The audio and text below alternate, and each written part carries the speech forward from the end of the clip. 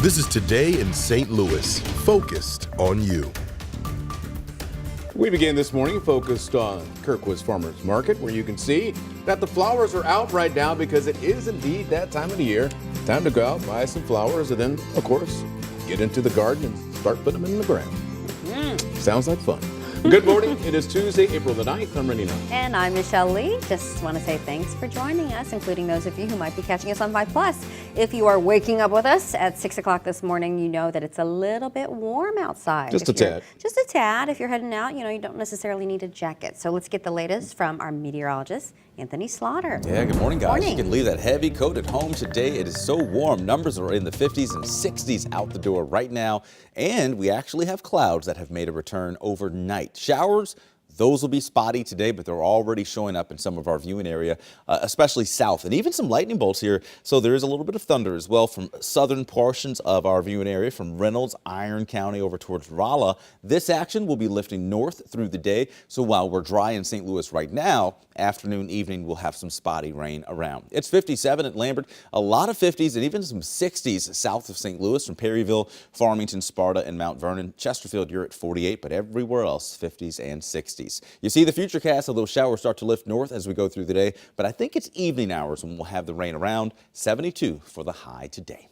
All right, let's get an update on our roadways. Talk to Paul Cook. Paul, it's been really quiet this morning, maybe too quiet. Yes, well, it was a little bit crazy yesterday, of course, north and south on 55 and on 67. We were live tweeting that out there at Paul Cook, and always try to hit the big ones for sure so you don't have surprises. And you said too quiet. We do have our first stall of the morning. This is at 270 and Gravois. You can see right here on the map. You also have, well, that construction. I think maybe it's a little dramatic to call it a calamity on 55 during that construction, but Bates is going to be closed. The Bates ramp, that is going to be closed starting tomorrow as they rework it. If you remember, we had a sinkhole there a few months ago. Now they're going to rework that entire map. But you can see overall traffic is moving very, very well. I wanted to show you here where we do have that stall in the road, and it's right behind this area. We're talking 270 at Gravois, so that label is not correct up there. But look at all this volume. Man, you're starting to see more motorists out there, and we will keep a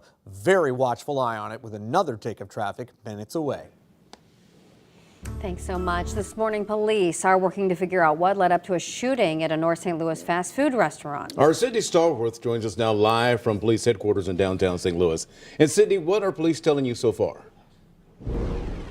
Well, Rennie, Michelle, we do know that the shooting happened last night and police are still investigating this morning. They say that a man was shot multiple times inside the North City restaurant, which is on Natural Bridge and Euclid. Now, the shooting happened at 8 p.m. according to police. Our crew was on the scene shortly after the shooting happened and observed officers making their way in and out of the restaurant and searching for evidence inside. The man was shot 3 times. In the latest information we have from St. Louis police says he was struck in the arm and in the lower right side of his body. The man was breathing and conscious when officers arrived at the scene.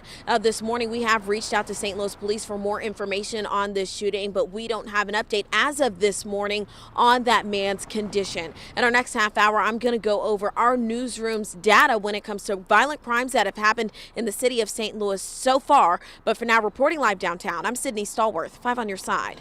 Thank you, Sydney. In 12 hours right now, the state of Missouri is set to carry out its first execution of the year. Governor Mike Parson denied clemency for Brian Dorsey yesterday. Megan Kernan is live outside St. Louis Circuit Court on the next steps ahead of tonight's execution. Megan.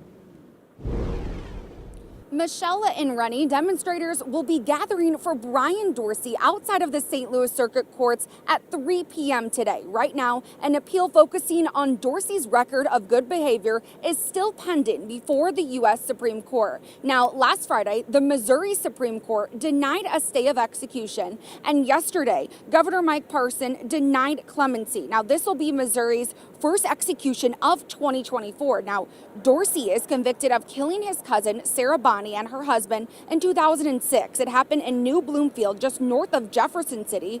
Prosecutors say he wanted to borrow money from them to pay 2 drug dealers. Now, the couple's 4-year-old daughter was not hurt and slept in another room during the crime. Dorsey's attorneys claim he was going through a drug-induced psychosis. Family members of both Dorsey and the victims spoke about the impending execution. It'll be terrible for me because he is like my son. I was for the executions, but after being through this, after seeing how it affects so many people, you don't even think about that until you've gone through it. Now, Dorsey's clemency petition for good behavior was supported by about 70 Missouri correctional officers who lived and worked with him. Now, he is set to be given the lethal injection at 6 p.m. this evening at the Bon Terre Prison. For now, live in downtown St. Louis, Megan Curtin, 5 on your side. Thank you, Megan. This morning, we've got the results of a new campaign to crack down on expired license plates in Jefferson County. The Jeffco Sheriff's Office shared data from the February program with our partners at the Leader publication. Deputies issued 290 tickets and 566 warnings to drivers with expired plates. They also gave out amnesty vouchers to discount court fees and fines by almost 60%. Jefferson County also collected more than $200,000 in overdue property tax bills, since you must pay those before renewing your license plates. The Missouri Highway Patrol and police in Arnold, Festus, and Eureka were also a part of this enforcement.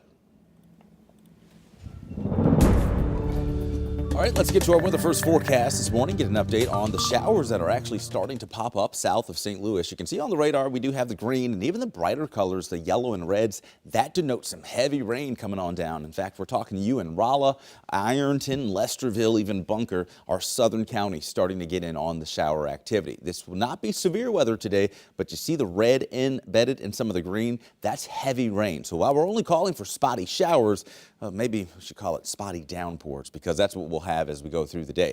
Not too bad at the bus stop this morning. Mostly dry for St. Louis Metro. 59 out the door. We'll be at about 68 around lunchtime, but dry then. It's the afternoon and evening today where we will have the showers in St. Louis Metro. More so evening. So I think when the kids get off the bus stop, you should have a few hours of dry weather. But tomorrow, Thursday, with a steady rain coming, numbers will get even cooler. And on Thursday, our winds will gust 30 to 40 miles per hour before we start to warm up into the weekend. We'll track the rain, how much is on the way, and a look at the weekend forecast. That's coming up.